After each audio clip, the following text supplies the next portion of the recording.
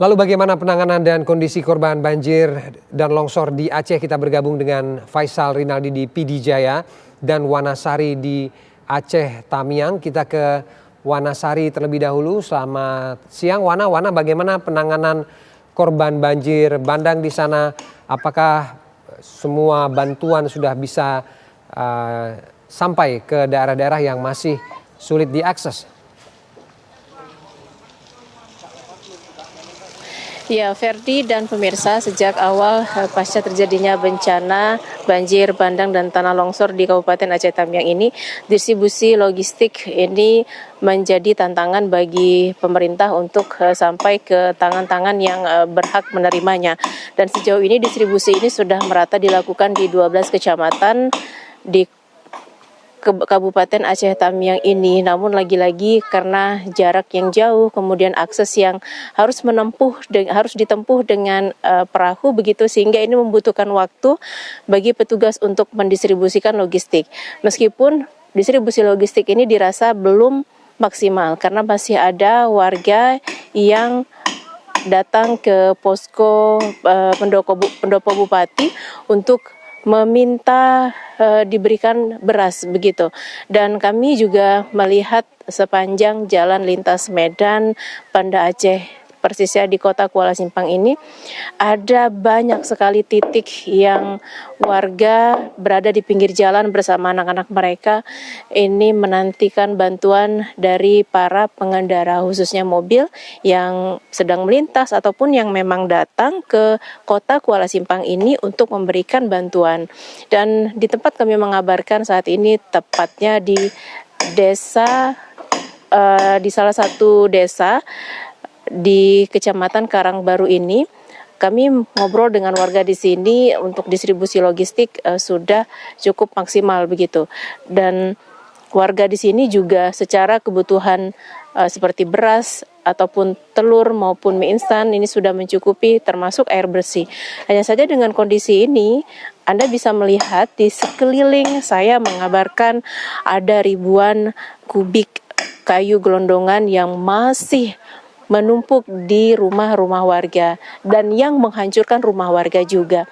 Beruntung akses jalan ini sudah dibuka karena sebelumnya akses ini sempat tertutup oleh material setinggi 2 hingga 3 meter sehingga warga tidak bisa beraktivitas. Dan sekarang warga sudah bisa berlalu lalang di jalan utama ini. Namun lagi-lagi adalah mereka yang memilih untuk tidak tinggal di posko pengungsian, mereka membangun bisa dikatakan gubuk-gubuk begitu ya dari sisa-sisa ataupun menggunakan material kayu yang ada. Bila kami berbincang dengan warga, kenapa mereka tidak tinggal di posko pengungsian dan membangun gubuk-gubuk seperti di layar kaca Anda saat ini, pemirsa, alasannya adalah kesehatan, karena di posko pengungsian jumlah masyarakat yang mengungsi terlalu banyak, kemudian pertimbangannya adalah kesehatan. Ya, walaupun di gubuk ini juga mereka secara kondisi kesehatan tidak terjamin karena bisa dilihat kondisinya sangat memprihatinkan. Di satu gubuk ini saja ada 4 jiwa yang beristirahat, bisa dikatakan begitu. Disitulah pakaian mereka, kemudian disitulah bahan pokok mereka, disitu pula mereka memasak. Rasanya sangat pemandangan yang sangat miris dan memprihatinkan begitu. Tetapi tidak banyak hal yang bisa diperbuat oleh warga di sini selain menantikan bantuan minimal hunian sementara bagi mereka yang sudah kehilangan tempat tinggalnya dan renovasi rumah bagi mereka yang masih bisa menyelamatkan rumah-rumahnya diperbaiki begitu. Dan sejauh ini belum ada, Ferdi dan pemirsa, kepastian dari pemerintah kapan sekitar 11.727 jiwa ini, maksud kami kepala keluarga ini akan mendapatkan kepastian kapan mereka akan mendapatkan hunian tetap ataupun kapan rumah-rumah mereka akan direnovasi. Dan sejauh ini ada sekitar lebih dari 700 tenda BNPB yang sudah didistribusikan. Namun lagi-lagi seperti pemandangan yang Anda lihat saat ini, ada saja warga yang belum mendapatkan tenda minimal jenis keluarga lah yang bisa mereka tempati dalam kurun waktu yang sementara barangkali sambil menunggu pemerintah mendistribusikan ataupun membangun hunian sementara bagi warga. Ferdi. Wana, yang juga ingin saya tanyakan, bagaimana dengan kayu gelondongan yang ada di belakang Anda yang begitu banyak dan besar-besar seperti itu? Apakah sudah ada kebijakan kayu-kayu ini akan dikenakan atau akan ditindaklanjutinya seperti apa? Ya, bila kami berbincang dengan warga, banjir bandang kali ini adalah yang terparah sepanjang masa. Karena di tahun 2006 pernah terjadi banjir yang sama tetapi tidak separah ini. Tidak ada kayu gelondongan persisnya.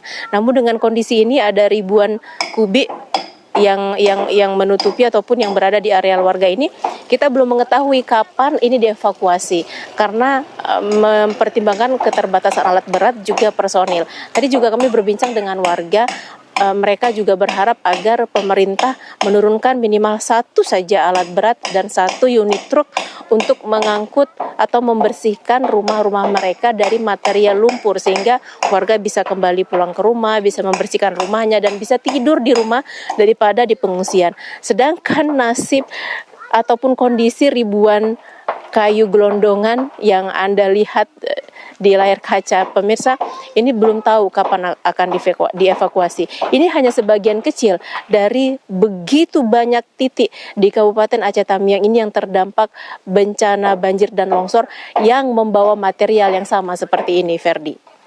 Ya. Baik, terima kasih Wana Sari melaporkan langsung dari Aceh Tamiang.